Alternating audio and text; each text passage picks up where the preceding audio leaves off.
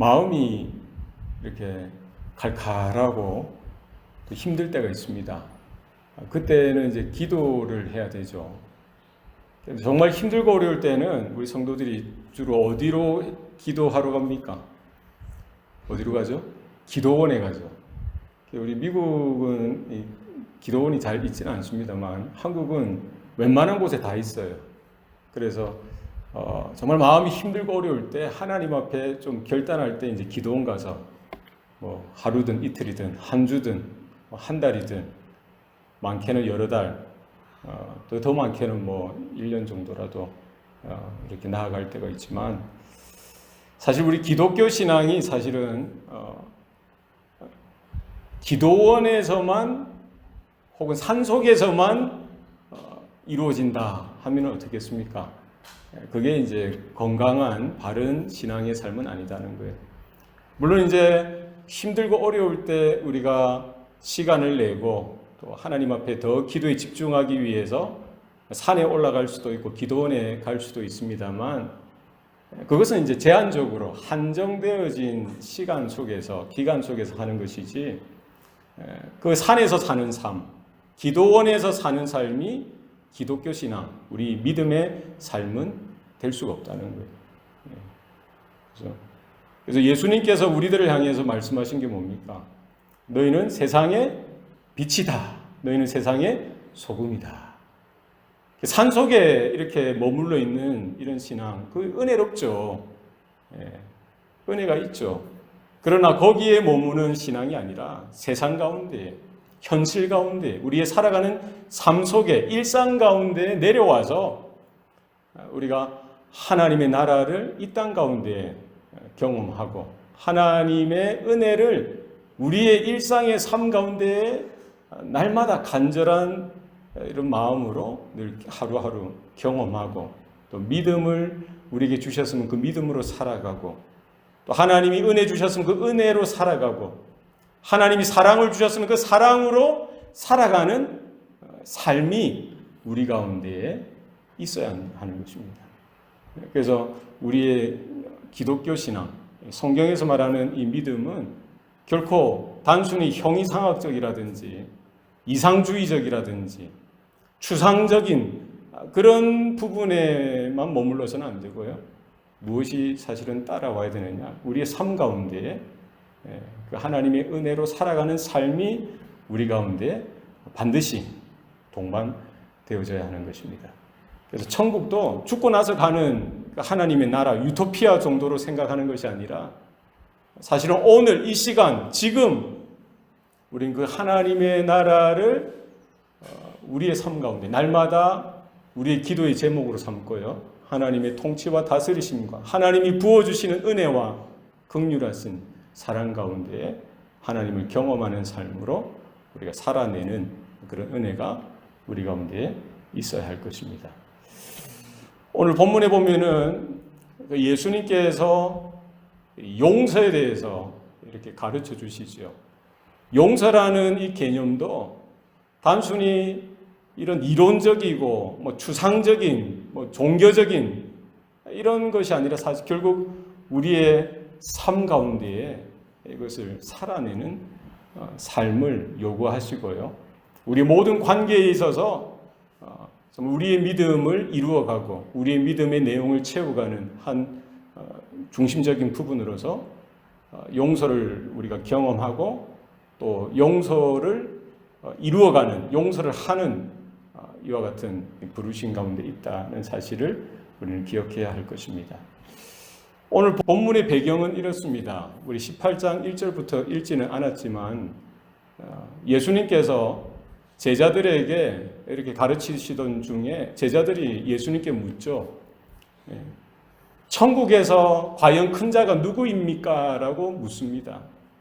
예수님께서 거기에 대한 답을 이렇게 해가시면서 뭐라고 말씀하십니까? 어린아이와 같지 아니하면 결코 천국에 들어갈 수 없다라고 하시죠. 제자들의 관심은 여전히 하나님의 나라에 가서 과연 얼마나 높은 자리에 위치해 있는가 여기에 주된 관심이 있어요. 세상 사람들과 관점이 크게 다르지 않습니다. 세상 사람들은 이 땅에서 많이 가지고 많이 알고 많이 배우고 많이 누리고 권력을 가지고 출세하면서 높은 자리에 이르려고 하듯이 이 제자들은 뭐예요?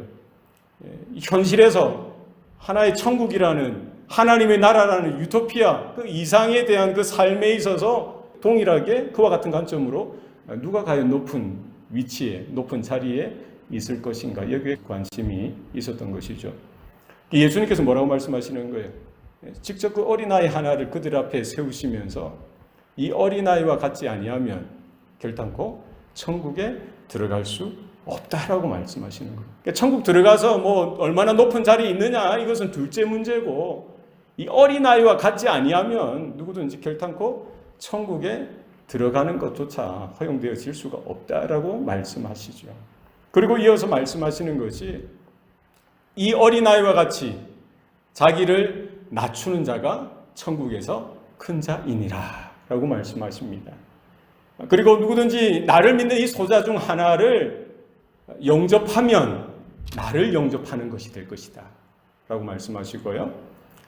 그리고 누구든지 소자 중 하나를 실족해 하면 연자맷돌을 그 목에 매달고 차라리 바다에 빠뜨리는 것이 더 나을 것이다 라면서 소자 중 하나를 실족해 하는 것이 얼마나 하나님 앞에서 큰 범죄인가에 대해서 이렇게 말씀해 주고 계시죠. 그래서 우리가 생각하는 것은 이 높은 자리에 올라가는 것, 높은 자리에 올라가서 얼마나 높은 자리에 올라가느냐 여기에 이제 주된 관심이 있지만 주님께서 말씀하시는 건 뭡니까? 높은 자리가 아니라 하나님의 은혜가 아니면 우리는 하나님의 그 나라에 결코 들어갈 수도 없고 모든 것이 처음부터 마지막까지 내 의나 내 실력이나 내 능력이나 나의 어떤 뭐 아는 것이나 나의 높음이 아니라 모든 것이 결국 하나님의 은혜라는 사실을 우리가 깨달아야 할 것입니다. 우리가 많이 아는 것, 높다는 것은 뭡니까? 높다는 것, 높다, 크다라는 것이죠.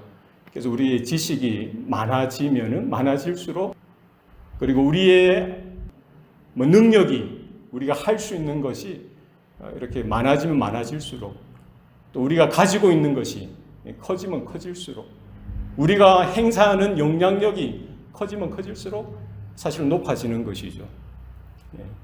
그런 위치에 있다 보면은 사실은 이런 소자들, 작은 사람들, 연약하고 정말 하나님의 은혜가 필요하고 사람들의 돌봄이 필요한 그런 사람들에게 있어서 그들을 소외시키기 쉽고요. 그들을 무시하기 쉽고 그들을 용납하고 포용하고 영접하기보다는 쉽게 이렇게 그들을 따로 떼어서 멀리 그냥 두기 쉽다는 것이죠. 그래서 우리의 신앙의 삶에 있어서 정말 우리가 높은 자리에 많은 것을 알고 많은 것을 행하고 어떤 영향력이 얼마나 크냐 이것이 우리의 신앙의 삶의 주된 관심이 되어서는 안 되고요. 무엇입니까? 우리 하나님의 은혜를 놓치지 아니하고 하나님이 공급해 주시는 그 은혜 가운데 우리가 서는 것이 필요하다는 것입니다. 우리의 하나님의 은혜가 필요한 자가 누구인지, 하나님의 사랑이 필요한 자가 누구인지, 하나님의 돌보시는 그 손길이 필요한 자가 누구인지를 우리가 면밀히 살펴서 정말 주님이 섬기시듯 주님께서 맡겨주신 그 한 영혼 한 영혼을 우리가 돌보고 또 세울 수 있는 은혜가 우리 가운데 있어야 할 것입니다. 이런 주님의 가르치심 중에 지금 베드로가 오늘 본문에 보면은 21절 그때 베드로가 나와 이르되 주여 형제가 내게 죄를 범하면 몇 번이나 용서하여 주리이까 7번까지 하오리이까. 예수님께서 뭐라고 말씀하십니까? 예수님께서 뭐라고 말씀하시죠? 7번뿐만 아니라 7번을 70번까지 하여라 라고 말씀하시는 거예요. 지금 베드로의 그런 질문이 예수님의 가르치심 중에 이제 문득 생각이 났겠죠. 예수님이 이제 용서에 대한, 회개에 대한 가르침을 이어가고 있는 중에 이제 이렇게 그 용서에 대해서 과연 어떻게 해야 되는지에 대해서 그가 예수님 앞에 나와서 질문을 하게 되어지는 것이죠. 그때 당시에 일반적으로 유대인들은 용서를 하는데 몇 번까지 하느냐, 2번 정도로 사회 통념이 유대인들 중에는 몇 번을 용서한다고요? 2번 용서하는 거예요. 그래서 좀 관대하죠. 2번 용서하는데 랍비들은 가르치기를 몇 번까지 용서하라는 거예요? 3번까지 용서하라는 거예요. 그 이상으로는 용서하지 말라, 할 필요가 없다라고 가르쳤죠. 유대인들의 가르침, 랍비들의 가르침은 몇 번까지 용서하는 겁니까? 3번까지 용서할 것에 대해서 가르쳤던 것입니다. 여기에 대해서 이제 베드로가 이제 예수님의 가르치심을 듣고 이제 생각나서 묻는 것이죠. 형제가 나에게 죄를 범하면 몇 번까지 내가 용서해 주면 될까요? 7번이면 되겠습니까? 라고 묻는 것이죠. 베드로는 아마 예수님의 제자이기도 하고 예수님을 따라다니면서 여러 가지 예수님으로부터 말씀을 듣고 이제 유대인들보다 낫죠. 랍비들보다 나은 이런 윤리적인 그런 개념이 심겨졌는지는 모르겠어요. 아마 자기의 어떤 더 큰 관대함, 자기에게 있는 어떤 더 큰 영적인 지식, 성경적인 그런 지식들, 그와 같은 관대한 마음에서부터 이와 같은 질문이 또 이와 같은 대답이 자기가 질문하고 자기가 대답을 한 거죠. 그죠? 이것이 나왔을지도 모르겠어요. 유대인들은 2번씩 용서하라고 그들은 통념적으로 알고 있었고요. 랍비들은 3번까지 용서하라고 가르쳤죠.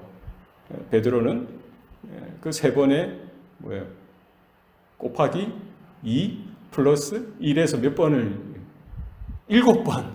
선생님, 주님, 7번이면 될까요? 라고 묻는 것이죠. 이 베드로의 이와 같은 질문은 어떻게 보면은 이 질문을 통해서 우리가 느낄 수 있는 것이 뭐가 있을까요?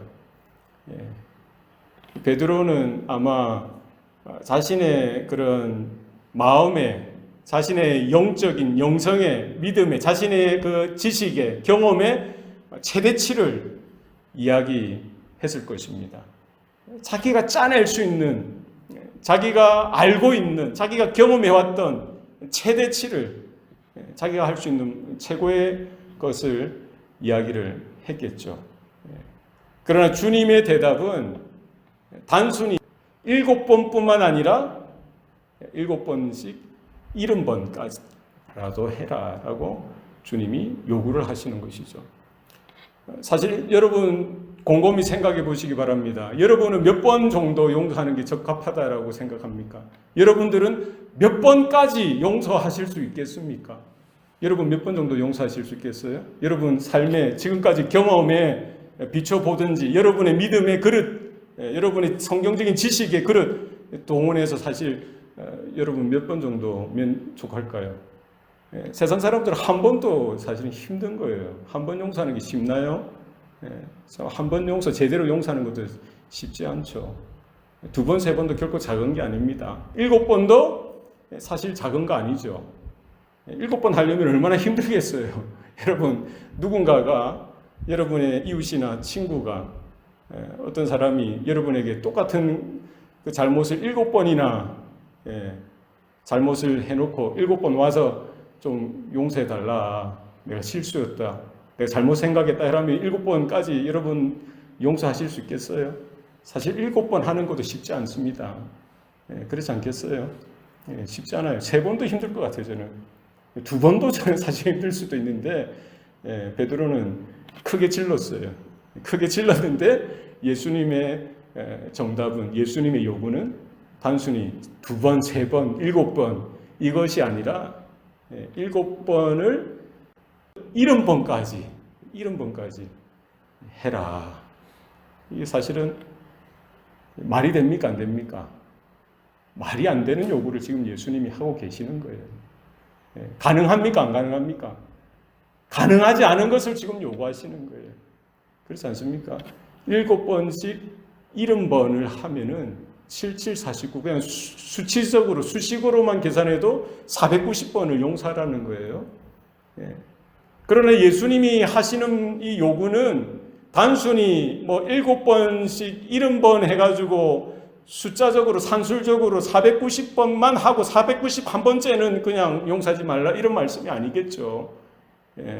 7이라는 완전수를 2번이나 동원하시면서 7번을 70번씩 용서하라라고 하신 것은 뭡니까? 무슨 의미겠어요? 이 상징적인 숫자죠. 그러니까 이게 1번, 2번, 7번, 10번, 20번 이런 수치적인 그런 용서가 아니라 사실은 끊임없이 용서하라는 거예요. 끝까지 용서하라는 거예요. 한도 끝도 없이 무제한적으로 무조건적으로 용서할 것에 대해서 말씀하고 계시는 겁니다.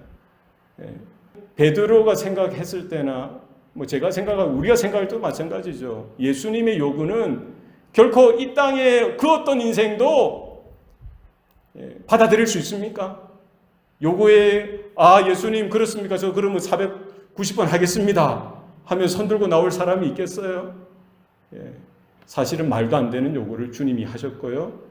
사실 우리 인간적인 수준이나 우리의 능력이나 우리의 아무리 믿음이 있고 경건하다고 해도 우리의 수준에 정말 가능하지 않은 불가능한 그런 요구를 주님께서 지금 하고 계신다라고 생각이 듭니다. 여러분 어떠세요?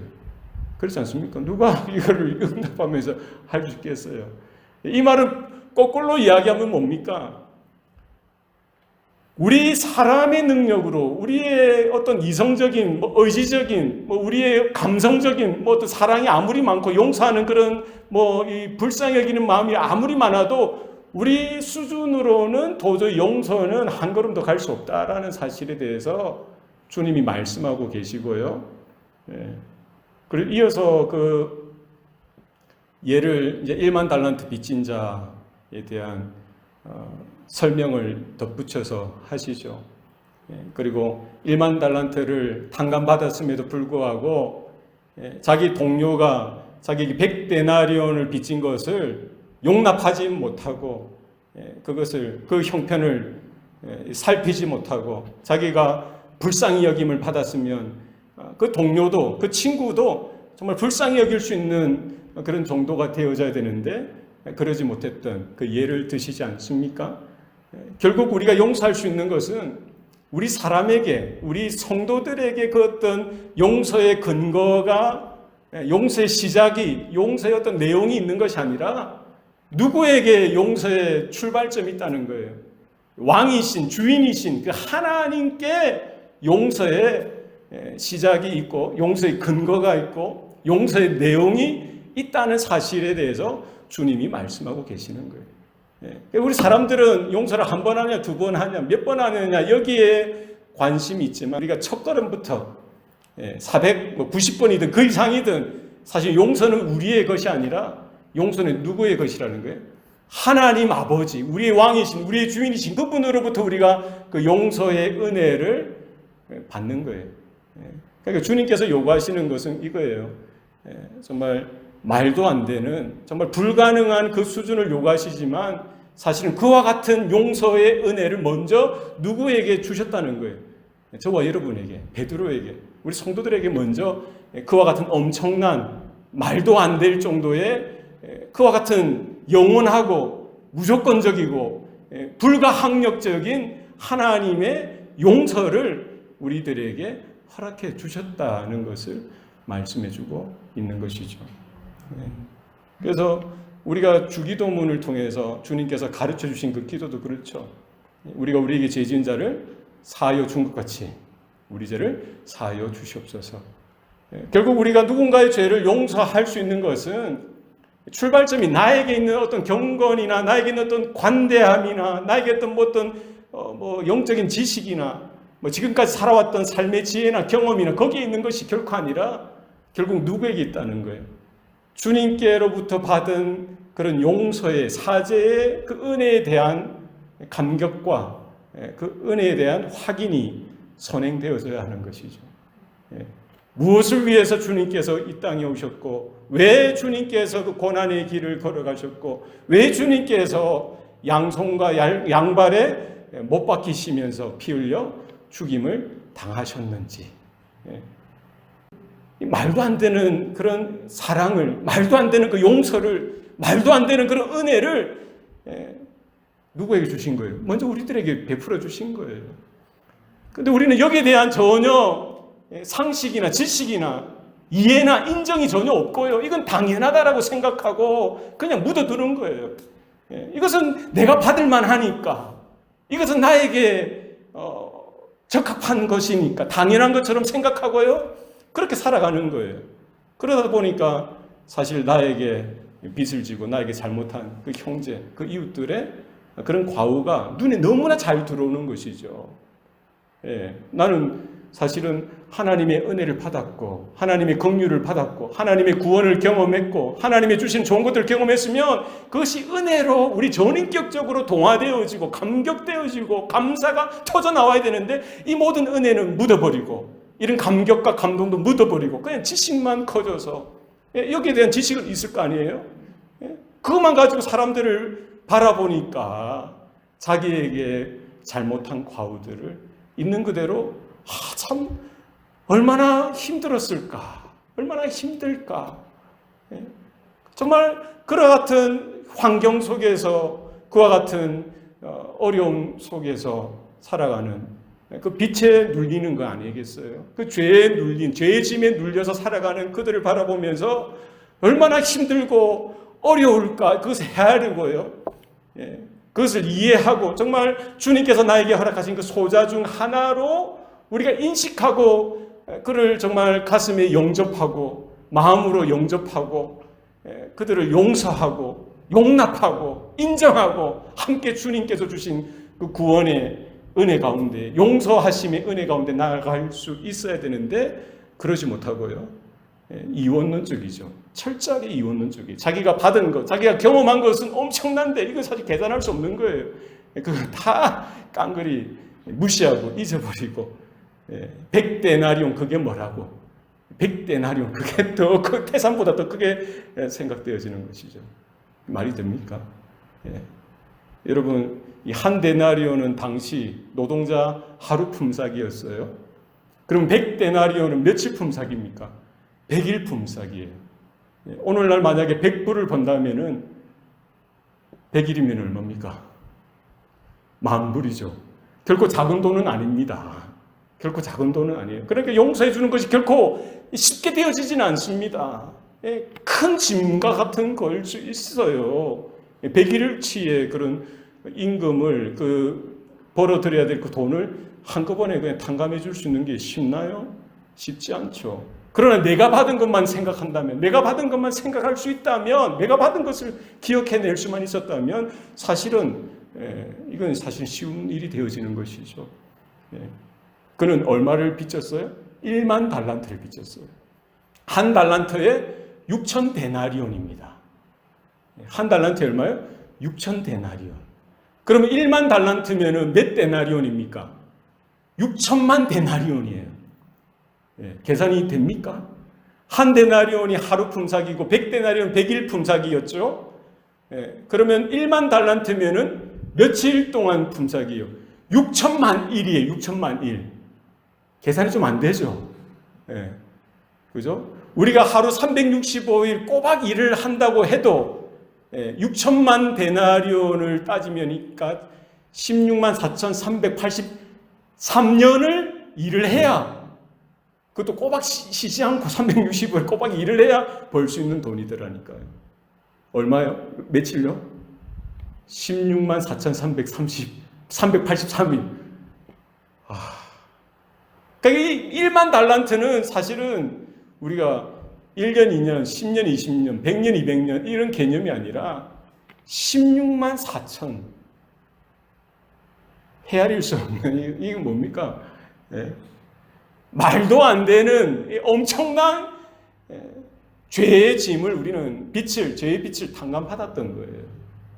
이것을 우리가 깨달을 수 없는 거예요. 너무나 크다 보니까, 너무나 엄청난 사실이고 사건이다 보니까 이것은 당연한 것처럼 그냥 받아들이고 잊어버리고 덮어버리고요. 내 눈앞에 분명하게 보이는, 내 피부에 분명하게 와닿는 그 100데나리온, 거기에 더 큰 마음의 요동이 있고요. 그 친구들을, 그 동료를 용납해 주지 못하고 인정해 주지 못하고, 그가 어떤 처지고 어떤 형편이었고 어떤 그 죄의 짐 가운데 지금까지 이렇게 어렵게 비참하게 살아왔는지 그건 관심이 없는 거예요. 그리고 모가지를 잡고 감옥에 쳐놓고요. 다 갚기 전에는 내가 너를 풀어줄 수 없다라고 이야기하죠. 임금이 이 소식을 듣고는 그 10,000달란트를 탕감받은 자를 바로 불러들이죠. 그리고 그에게 뭐라고 이야기합니까? 악한 종아, 내가 너를 불쌍히 여긴 것처럼 너도 너의 동료를 불쌍히 여기는 것이 마땅하지 않느냐 라고 이야기하는 거예요. 그러면서 그를 다시 감옥에 쳐넣어버리죠. 예수님께서 뭐라고 말씀하십니까? 오늘 35절에 보면은, 너희가 형제를 각각 마음으로부터 너희 형제를 용서하지 아니하면 나의 하늘 아버지께서도 이와 같이 하시리라 라고 말씀하시는 거예요. 그러니까 우리의 신앙은요, 단순히 그냥 이론적인 그런 형이상학적인 추상적인 생각으로만 끝낸 그것이 아니라, 사실 우리 삶 가운데 우리에게 다가오고 엮여있는 그 관계 속에서 정말 수많은 소자들이 우리 가운데 다가오고 지나가고 여러 가지 이해관계 가운데 있는 거예요. 우리가 하나님의 은혜를 크게 경험했고 하나님이 주시는 신비한 은혜를 경험하고 하나님의 죄사함의 은총을 경험하고 용서의 그런 놀라운 그런 은혜 가운데 우리가 경험했다고 한다면, 이것이 그냥 내 안에 그냥 마음에 생각에 이 어떤 것으로만 그냥 있다가 안개처럼 사라지고 수증기처럼 사라지는 것이 되어서는 안 되고요. 정말 우리에게 하나님이 주신 은혜가 있고 하나님이 주신 믿음이 있고 하나님이 주신 사랑이 있고 하나님이 주셨던 그 은혜가 있고 제사함이 은총이 있으면요, 그것을 가지고 우리의 삶 가운데, 현실 가운데, 오늘 하루하루의 일상 가운데 우리 가운데 다가오는 그 소자들을 향해서 우리에게 때로는 잘못하고 우리를 괴롭게 하고 힘들게 하고 이해할 수 없는 그런 행동을 하는 사람들에게라도 뭘 하라는 거예요? 하나님의 은혜를 받은 만큼 그들에게 은혜를 베풀라는 거예요. 하나님의 사랑을 받은 만큼 그들에게 그 사랑을 베풀라는 거예요. 하나님께서 우리를 용서하신 것만큼, 어떻게 용서하신 만큼 우리가 베풀 수 있겠습니까? 사실은 1만 분의 1이라도 베풀 수 있어야 하는 거예요. 이와 같은 삶을 주님은 찾으시고요, 하늘 아버지께서는 이와 같은 우리의 삶을 들여다보시고 우리의 생각과 우리의 말과 우리의 행동뿐만 아니라 우리의 전인격적으로 드러나는 우리의 믿음을, 우리의 안에 있는 하나님의 은혜를 확인하고 바라보고 또 요구하고 기대하고 또 기다리고 인내하며 참으시며 그 시간까지 기다리고 계실 것입니다. 우리에게 있는 신앙이 허상이 아니라 현실 가운데 하나님 앞에 그 언약의 말씀을 붙들고 살아가는 그와 같은 은혜가 있기를 바랍니다. 하나님 앞에서의 삶, 우리가 교회에서 1시간 예배 드리는 이것으로 끝나는 것이 아니라 우리의 현실 가운데, 가정에서, 세상 가운데, 삶 가운데 우리가 들은 대로, 우리의 믿은 대로, 붙든 대로 우리가 살아갈 수 있는 은혜가 있기를 바랍니다. 결코 이것은 쉽지 않습니다. 우리가 이것을 인간적으로, 우리의 능력으로, 우리의 어떤 경건이나 실력으로, 우리의 지식으로 행할 수 있는 게 아니에요. 뭐가 전제되어야 됩니까? 하늘로부터 임하는 폭포수와 같은 그 같은 은혜가 우리 가운데 임할 때에, 하나님의 성령의 능력 가운데 우리가 있어서 정말 하나님의 은혜를 바라보고 하나님의 긍휼히 여기시는 그 은혜 가운데 서 있을 때 정말 우리가 사랑할 수 있고 용서할 수 있고 용납할 수 있고 또 품을 수 있고 함께 하나님 앞에 나아갈 수 있는 은혜가 있는 줄로 믿습니다. 내가 너희를 사랑한 것 같이 너희도 서로 사랑하여라. 주님 말씀하십니다. 내가 너희를 용서한 것처럼 너희도 서로 용서하여라 라고 분명히 말씀하십니다.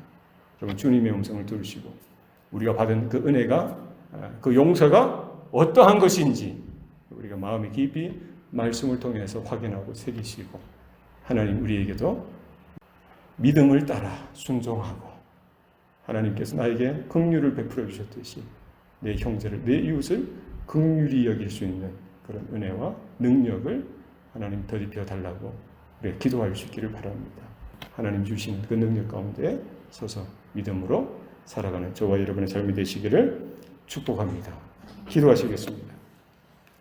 살아계신 아버지 하나님, 오늘도 우리에게 복을 주시니 감사합니다. 우리가 성경에 많은 지식이 있고 또 신앙의 오랜 경륜 가운데 있지만, 그러나 우리의 삶 가운데 하나님이 찾으시고 하나님이 바라보시며 하나님이 기대하시는 그와 같은 믿음의 열매가 있는지 우리가 다시 한 번 더 말씀을 통해 돌아보는 시간 되게 하여 주시옵소서. 입술로만 주여 주여 하는 우리의 신앙이 아니라 정말 주님께서 허락하신 삶의 현장 가운데 주님을 믿는 그 소자들 중에 한 사람이라도 우리가 용납하며 이해하며 마음으로 저들을 품고 영접하여 드리게 하시고 저들을 용서하는, 하나님의 용서를 나눌 수 있는, 은혜를 나눌 수 있는 그와 같은 삶이 우리 모든 성도들 가운데 있게 하여 주시옵소서. 그리하여 우리 주신 은혜대로 믿음으로 살아드리는 주의 성도들, 주님의 몸된 교회가 되게 하여 주시옵소서. 모든 것 감사드리고 예수님 이름으로 기도합니다. 아멘.